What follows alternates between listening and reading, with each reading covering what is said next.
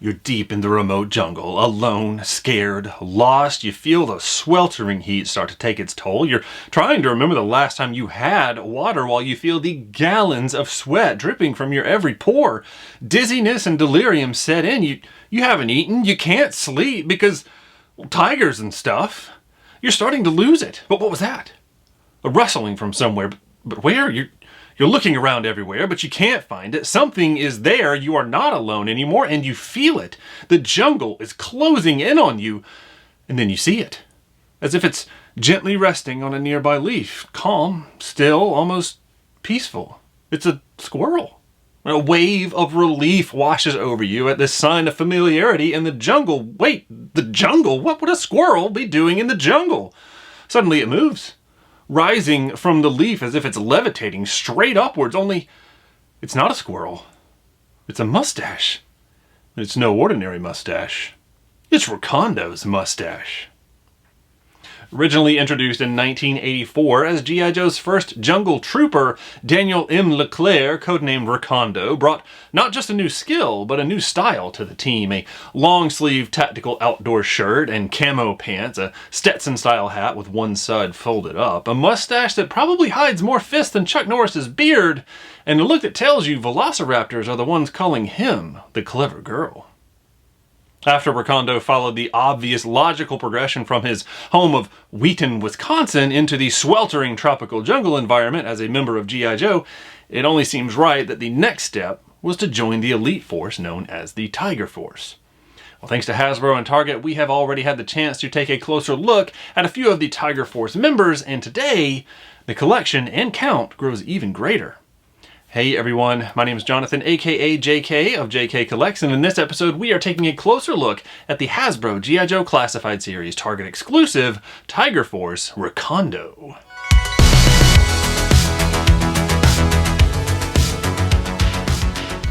Hey everyone, welcome back, and here it is, the Tiger Force G.I. Joe Classified Recondo. Excellent looking figure, another one that still escaped the plastic-free packaging. So over here on the back, we've got that same typical background that we've seen from the Tiger Force and a lot of the Target exclusives. So that same, we don't have that mural of the Joes, we do have the Tiger Force logo and that kind of just jungle view with some little like surveillance images and whatnot. Over on the side, we do have the rankings and specific skills. He's number 55. On this other side, we do have that specific artwork looking very Tom Selleck-y and got the helicopter flying with the sun in the background. I mean, just a very 80s looking piece of artwork we've got. And when we curve around to the side, we have a little bit more of a view of Recondo himself. There's a small image, and then here's a bigger image of him. Slightly different, but same guy. And then here we have the figure, so without any further ado, let's break into this one. Well, there he is, Recondo, freed from his confines. Look at this figure. I mean, look at the sculpting on this. Yet again, the G.I. Joe team has just absolutely outdone themselves. It could not look more Recondo, honestly. I mean, yes, it looks very much different from the original version, but it just absolutely is a new, updated version of the character.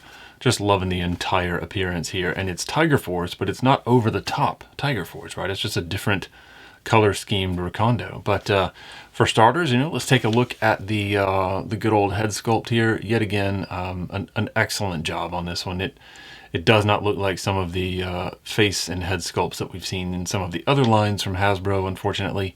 The mustache is as epic as it should be. Albeit it kind of looks a little unbalanced. Am I wrong there? I mean, just kind of looking at the overall sculpt of it. Granted, he does have kind of like a little bit of a smirk going on his face, so that could be part of it. It's just kind of sitting at an angle. But it does look like this side is a little bit bushier. Maybe that's the tail of the squirrel. Who knows? But anyway, the photoreal type of, no actual real face, theoretically, was very well applied. It does look like the hairline might have been missed a little bit here. The brown just a little bit shy of meeting the forehead, but the sculpt on the hair is very well done. It also looks like maybe a little bit was missed right there above the ear. So the brown of the hair was a little imprecise, and we can see it on the sideburn right there. But I'm going to have to say that it does not take away enough for me to say that it's still not a fascinating work. But I mean, also most of that is going to be covered up by the hat because that is the general Recondo look. Now, of course, you do it how you want to, but let's check out some of the flexibility of this guy, right? So the neck is separate from the torso, as we can see right there, and the head, it does move pretty well independently on its own. The neck doesn't really want to incorporate itself into that movement, so that side to side is pretty good. Up, not a whole lot because we've got the little bit of a slight mullet action going on right there, and it does meet the collar, which kind of prevents it from moving up. The neck does not really give it a whole lot, but it does move above, facing just straight forward. So that's always something that I do appreciate. And then the down with the neck and with the head included, it is a very good downward look. So I appreciate the movement on that one. And then of course, the most important one is we do have full exorcist rotation with no interference, even with mullet and collar, and even this harness that he is wearing. So very cool. And then in the arms, we have butterfly joint, so excellent rotation in that. We do have the bicep tricep, which is hidden by the rolled up sleeve.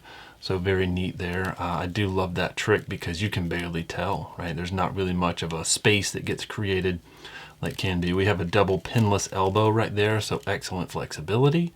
And we do not have any forearm rotation, but we do have good wrist rotation as normal with a G.I. Joe, and this one has the up down because it is a weapon holding / trigger finger hand, and then the same thing with the other arm and the same thing with the other hand. Both of them have the up and down articulation, but very cool there. We do have mid torso. This is that kind of U shape, so it doesn't have that full movement, full range of movement. It does just the forward and back, but the back bend is quite impressive on that. So we've got 1 position, 2, 3, 4 positions, and even that forward crunch is actually very good. So 2 forward leaning ones, one more excellent posture and the other one kind of a backward lean. So very cool there. We do have a little bit of waist rotation. Took a little bit to encourage it to do that, but not anything dangerous. I was just a little nervous. I don't really want to push it, but once it started moving, it is actually fine. And it's got almost little detents to stop it. So there's a point where it kind of snaps into place right there, and then it continues on. So kind of the natural amount of twist that a human body would do. And then with this lower shirt / belt portion, it helps mask any kind of a seam that would be created by that rotation. So that is, I'm going to say that is masterfully done right there. I do appreciate that. And of course the shirt or sculpt goes up above where that curve goes through for where it arches back. We have the typical G.I. Joe kind of leg drop that helps for excellent flexibility for those jungle splits. I mean, if you're going to be hiding in the jungle, you got to be ready for anything, right? Even if it is a split. We do have upper thigh, it appears. Yep, we do have upper thigh. It was pretty well hidden. I thought I saw a line, but I was confused for a second there, but I do. It is very well done within those pants. And then we have double knee, which is pinless. Let's see how that flexibility goes. Okay, it's a little stiff, so don't want to push too hard. Okay, I'm not going to mess with that one too much. So let's try the other one.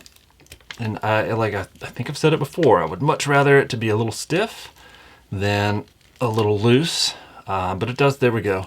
So good flexibility. I'm sure some people might have cringed a little bit with that, but that's why I want to do this, just to kind of see how much pressure it takes and how much pressure it can take so that it doesn't happen to yours if I mess something up. And then we have the calf rotation with the boot right there, and it does work on that boot line. The foot, we do have excellent down and pretty good forward. And then of course it can have that old life-threatening ankle break right there. So if some look for the serial number on the bottom of the foot, there is that. So you can kind of see where it was sourced from. So there we go, some of that information that I know some do look for. All right, so I mean, all in all, the posability articulation is excellent. Paintwork, aside from the hair up there, I can see some of the yellow on the green, the green kind of shines through it. It's a little incomplete. You can see where it lapped around and met and did an overlap. It would have been good if it could have had that overlap all the way around, because that is definitely enough yellow to coat it. But, you know, and then the green just completely shines through. So a little bit of opportunity right there. I do love the accessory pieces, right? So we've got the holster for the sidearm, right? So we've got the little handgun for him that'll just pop right in there. That one is sculpted out of that black plastic. We've got over here the side for this massive machete that he comes with. Will it go in? Yes, it will. So we've got a nice slot right here to give it enough room to slide in. And this is a little bit painted of a darker gray on the blade, and then the cast black plastic for it. So that's very cool. I do appreciate how they came up with that, and that they made that a functional sleeve. So there we go, and let's check out the hat, right? So that'll help cover up. Yeah, see, that perfectly covers up a lot of the brown hair concerns that we had. And then we have the backpack that goes on there with the sleeping bag / pad is painted brown. The rest of it is sculpted in that green cast plastic, and that'll just pop right in there. And we've almost got him completely set up. He just needs his little rifle. And I say it's little, but I wouldn't really want to face off against it. It is smaller than some of the other ones that we have seen, and I just knocked his hat off, probably because I insulted his rifle, and I did it again. So the hat, definitely need to make sure that it goes on there. It is a lighter sit. It doesn't really do too much of a pressure sit on that. So there we go. And then on the end of the rifle, we do see that it has an opening for some blast effects. But there we go. That is Recondo. Well, that about brings us to the end of this Tigerific episode. Thank you for taking the time to join us, as always. Now, if we ever do a review of something that you are trying to find for yourself, please follow and DM us on Instagram at JKCollectsToys so we can help with the search if we don't already have a way of getting one. Also, if you enjoyed this episode, let us know. And let YouTube know by subscribing and clicking that like button. The more that happens, the more YouTube recommends us, so we can hopefully reach even more collectors and help them find the things that they need. Now, if you'd like to see some more videos, we do have some links on your screen right now for you to check out. And remember, collecting or not, we are all in this world together. Let's look out for each other. Thanks.